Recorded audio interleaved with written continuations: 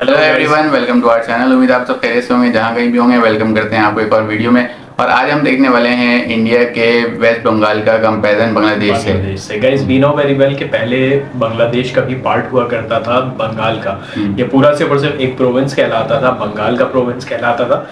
फिर उसके बाद अंग्रेजों के टाइम में इसको डिवाइड कर दिया गया ईस्ट बंगाल और वेस्ट बंगाल में। और उसके बाद फिर एक टाइम ऐसा भी आया कि जब ईस्ट बंगाल मुकम्मल तौर पर एक सेपरेटेड कंट्री बांग्लादेश के नाम से बन गया। तो आज हम कंपैरिजन करेंगे वेस्ट बंगाल और ईस्ट बंगाल के दरमियान क्या डिफरेंस है, यहाँ की पॉपुलेशन कितनी है, यहाँ की जीडीपी के हवाले से। तो आइए चलिए स्टार्ट करते हैं आज की वीडियो। आज की कंपैरिजन जो है वो बहुत ज़बरदस्त होने वाली है, तो वीडियो के एंड तक साथ रहिएगा। दोस्तों, अंग्रेजों ने अपने फायदे के लिए साल 1905 में यूनाइटेड बंगाल के टुकड़े करने शुरू कर दिए थे, जो 1947 और फिर 1971 तक जारी रहे। वैसे तो यूनाइटेड बंगाल का इससे पहले कई बार विभाजन हो चुका था, लेकिन 1947 में एक बार फिर बंगाल को ईस्ट बंगाल और वेस्ट बंगाल में बांट दिया गया। जहाँ तक वेस्ट बंगाल की बात है तो यह आज भी भारत का हिस्सा है, और ईस्ट बंगाल की बात की जाए तो यह साल 1971 से पहले तक पाकिस्तान में हुआ करता था, जिसे इंदिरा गांधी ने सेना की मदद से एक नया देश बना दिया, जो आज बांग्लादेश के नाम से जाना जाता है। चलिए दोनों का ही कंपैरिजन करते हैं और जानते हैं कि कौन बेहतर है। चलिए सबसे पहले जानते हैं वेस्ट बंगाल के बारे में, और फिर इसके बाद बात करेंगे बांग्लादेश की। वेस्ट बंगाल की बात की जाए तो ये देश के ईस्टर्न रीजन में मौजूद है, और ये 88,853 स्क्वायर किलोमीटर जैसे बड़े एरिया में फैला हुआ है। जहाँ तक इस स्टेट की पॉपुलेशन की बात है तो ये 10 से 11 करोड़ के आसपास है। और यहाँ की जानकारी के लिए बता दें कि वेस्ट बंगाल जनसंख्या के लिहाज से भारत का चौथा सबसे बड़ा राज्य है। चूंकि भारत में किसी एक धर्म के लोग नहीं रहते हैं, तो आइए जानते हैं कि इस स्टेट में किस धर्म की आबादी वाले लोग रहते हैं।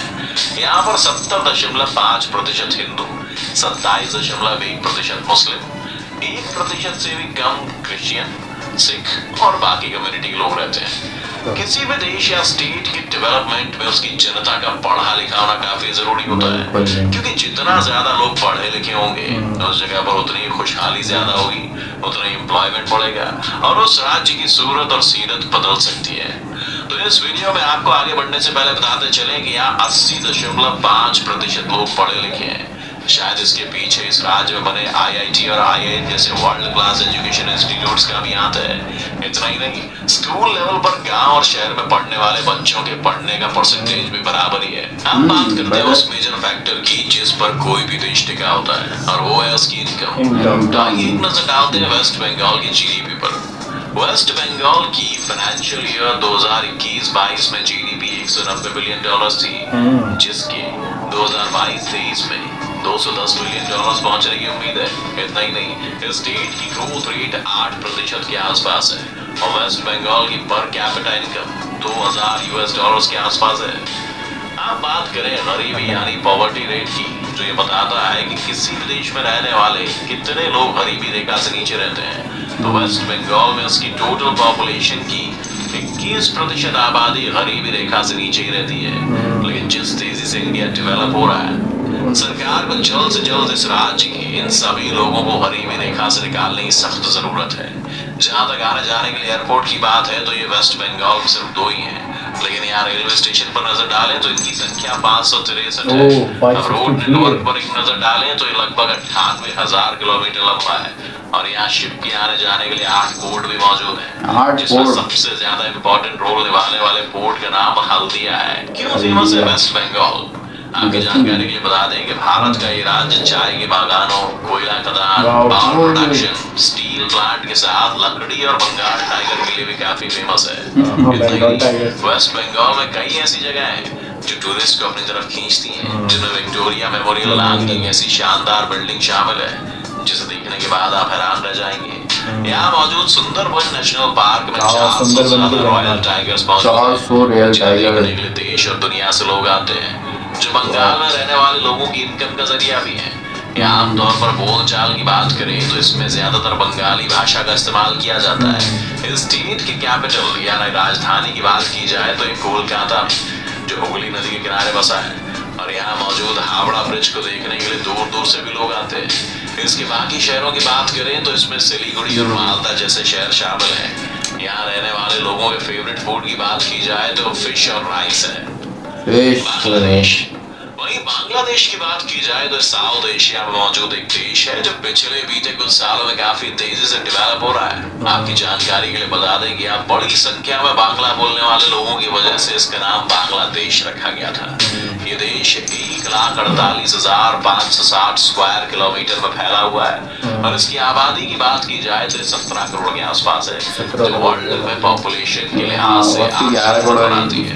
यहाँ रहने वाले 90.4% लोग मुस्लिम, 8.5% हिंदू, 0.6 बुद्धिस्ट और बाकी धर्मों को मानने वाले लोग रहते हैं। बांग्लादेश की राजधानी की बात की जाए तो इसका नाम ढाका है, जो बूढ़ी गंगा नदी के किनारे पर है। ढाका न सिर्फ देश की राजधानी है बल्कि इसका इंडस्ट्रियल और एडमिनिस्ट्रेटिव हब भी है। इस लिहाज से देखें तो ढाका बांग्लादेश के डेवलपमेंट में भी एक इम्पोर्टेंट रोल प्ले कर रहा है। अब बांग्लादेश की जीडीपी की बात की जाए तो ये काफी तेजी से उभर रही है और इस वक्त ये $412 बिलियन के आसपास पहुंच रही है दोस्तों। और साउथ एशिया में मौजूद इस देश की जीडीपी ग्रोथ रेट 7% के आसपास है। अब इस देश की पर कैपिटा इनकम की बात करें तो ये $2,270 के आसपास है, जो कि बांग्लादेश की आजादी का इतिहास ज्यादा पुराना नहीं है। इसलिए भी उम्मीद की जा सकती है कि इस देश की आबादी का कुछ हिस्सा गरीबी रेखा से नीचे रहता हो। बांग्लादेश के पॉवर्टी रेट की बात की जाए तो फिलहाल 20.5% के आसपास है, जो कि एशिया के कई देशों की तरह ये भी उभरती हुई इकोनॉमी वाली कंट्री है। लिहाजा यहाँ मौजूद सरकार को लगातार ध्यान देने की जरूरत है। जहाँ तक बांग्लादेश की लिटरेसी रेट की बात की जाए तो ये 79% के आसपास है, जो कि डेवलपिंग नेशन के लिहाज से ठीक ठाक कही जा सकती है। बांग्लादेश की बात की जाए तो अपने एरिया के हिसाब से किसी से पीछे नहीं है। यहाँ 8 एयरपोर्ट के साथ पूरे देश में एक जगह से दूसरी जगह जाने के लिए 498 रेलवे स्टेशन मौजूद है। इतना ही नहीं, यहाँ का रोड नेटवर्क 21,000 किलोमीटर लंबा है, जिसे तेजी से बढ़ाने का काम जारी है। वहीं यहाँ मौजूद पोर्ट की बात की जाए तो सिर्फ 4 ही है, जो न सिर्फ पानी के रास्ते सामान को एक जगह से लाने ले जाने में मदद करते हैं, बल्कि इससे देश की इकोनॉमी को बूस्ट करने में भी काफी मदद मिलती है। इस देश में चिट्टागोंग, खुलना, राजशाही नाम के कई शहर हैं, जो देखने में बहुत ही शानदार हैं। इन्हें देखने के लिए देश और दुनिया भर से लोग आते हैं। ये देश अपने घने जंगलों, बंगाल टाइगर के लिए भी फेमस है। यहाँ की सबसे ज्यादा खाए जाने वाले फूड की बात करें तो इसका नाम हिल्सा है, जो फिश की मदद से बनाई जाती है। इसे यहाँ रहने वाले लोग काफी चाव से खाते हैं। क्यों फेमस है बांग्लादेश? जहाँ तक इस छोटे से उभरते देश की बात है तो ये पूरी दुनिया में जूट की खेती के लिए वर्ल्ड में पहले नंबर पर आता है। यही वजह है कि इस जूट की मदद से अलग अलग कपड़े बनाकर दुनिया भर को भी बेचता है। इतना ही नहीं, बांग्लादेश ने पिछले कुछ सालों में अपने कपड़े से जुड़े कारोबार को इतना बड़ा कर लिया है कि दुनिया में मौजूद कई बड़े देशों को पीछे छोड़ चुका है।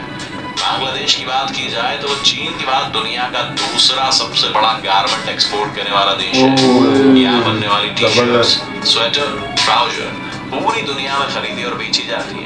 आपकी जानकारी के लिए बता दें कि यहाँ मौजूद तकरीबन 5500 फैक्ट्रीज में हर दिन 1,25,000 टी-शर्ट्स बनती हैं, जो ढाका से लेकर चिटगांव और इसके आसपास तक एक बड़े एरिया में फैली हुई है। वहीं एक और बात आपको हैरान कर देगी कि यूरोप के सबसे बड़े रेडीमेड रिटेल ब्रांच H&M का आधा काम यहीं से होता है।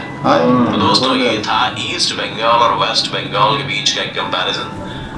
तो ये था आज का कंपैरिजन इंडिया और बांग्लादेश के दरमियान। लेकिन यार डिफरेंस बहुत ज्यादा है। बांग्लादेश तो भाई ले गया भाई। तुम सबसे पहले तो डिफरेंस ये देखो कि पॉपुलेशन वाइज जो है वो वेस्ट बंगाल की पॉपुलेशन सिर्फ 11 करोड़ की, जबकि उस तरफ पॉपुलेशन तकरीबन 17 करोड़। हाँ, 17 करोड़ की पॉपुलेशन थी। ठीक है, इसके अलावा जीडीपी के लिहाज से बहुत बड़ा डिफरेंस देखने में आया कि कहाँ 170 या 180 बिलियन जीडीपी और कहाँ वो उनकी जीडीपी जो है वो बांग्लादेश की जीडीपी 400 अबव थी। इसके अलावा एयरपोर्ट्स के लिहाज से मतलब जो वेस्ट बंगाल में 2 एयरपोर्ट्स मौजूद थे और यहाँ पर जो है वो अच्छा खासे एयरपोर्ट्स मौजूद थे। मतलब डिफरेंस बहुत ज़्यादा था। और दूसरी चीज़ ये कि यार मुझे नहीं आइडिया था कि इस वक्त जो है वो बांग्लादेश गारमेंट्स में भाई सेकंड हाई गारमेंट्स एक्सपोर्टर्स बन चुकी है। बहुत जबरदस्त भाई उन्होंने, क्योंकि ये अच्छा, जो कपड़े की इत्तेफाक मजे की बात इसमें ये है कि बांग्लादेश में कॉटन का एक दाना भी पैदा नहीं होता। हाँ। तुम्हें पता है बांग्लादेश में कॉटन का जो कपड़ा है ना, जो कपास है, ठीक है, वो बिल्कुल भी वहाँ पे पैदा नहीं होता, उसकी कोई खेती नहीं होती। उसके बावजूद भी बांग्लादेश जो है वो टॉप एक्सपोर्टर्स में से है, कॉटन के हवाले से या कपड़ों के हवाले से, टेक्सटाइल प्रोडक्ट्स के हवाले से। हाँ, इन्होंने जो टेक्सटाइल को जो बेस बनाया, क्योंकि टेक्सटाइल और ये गारमेंट जो है वो हर जगह की ज़रूरत है, क्योंकि कपड़े की जितनी भी वैरायटी हैं वो सारे जो है वो लाजमी हैं, चाहे वो सर्दी में स्वेटर हो या गर्मी में टी शर्ट हो या एक्सवाइजेड कुछ भी हो। बिल्कुल। इसके अलावा जूट के लिहाज से, जूट वो कहते हैं ना पटसन, हाँ, पटसन। उसको भी ये कह रहे थे कि दुनिया में पहले नंबर पे सबसे ज़्यादा एक्सपोर्ट जो है वो जूट की यहीं से होती है। तो गाइज ये एक अच्छी बेहतरीन सी वीडियो थी।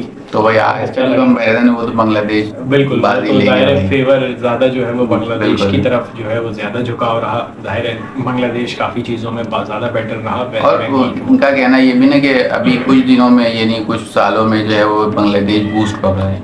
बिल्कुल। इससे पहले वहाँ पे भी जो है वो इकोनॉमी की कंडीशन इस वजह से भी ख़राब थी क्योंकि वहाँ की पॉलिटिकल सिचुएशन बहुत ज़्यादा अप एंड डाउन हो रही थी। लेकिन जब से ये जो प्राइम मिनिस्टर वहाँ की शेख हसीना वाजिद जब से ये आई हैं, इन्होंने पॉलिटिकल सिचुएशन को भी बेटर किया। पॉलिटिकल सिचुएशन जहाँ बेटर होती है वहाँ ऑटोमेटिकली इकोनॉमी को ग्रोथ, इकोनॉमी को बूस्ट मिलना स्टार्ट हो जाता है। तो वी होप गाइज कि आपको आज की वीडियो अच्छी लगी होगी। अगर आप हमें बांग्लादेश से देख रहे हैं तो काइंडली हमारे चैनल को सब्सक्राइब करें। और वीडियो आपको कैसे लगी तो वीडियो कमेंट में लाजमी और अगर आप हमें वेस्ट बंगाल से देख रहे हैं तो वो भी हमारी वीडियो को लाइक करें और हमारे चैनल को सब्सक्राइब करें। मिलते हैं नेक्स्ट वीडियो में, जब तक के लिए अल्लाह हाफ़िज़।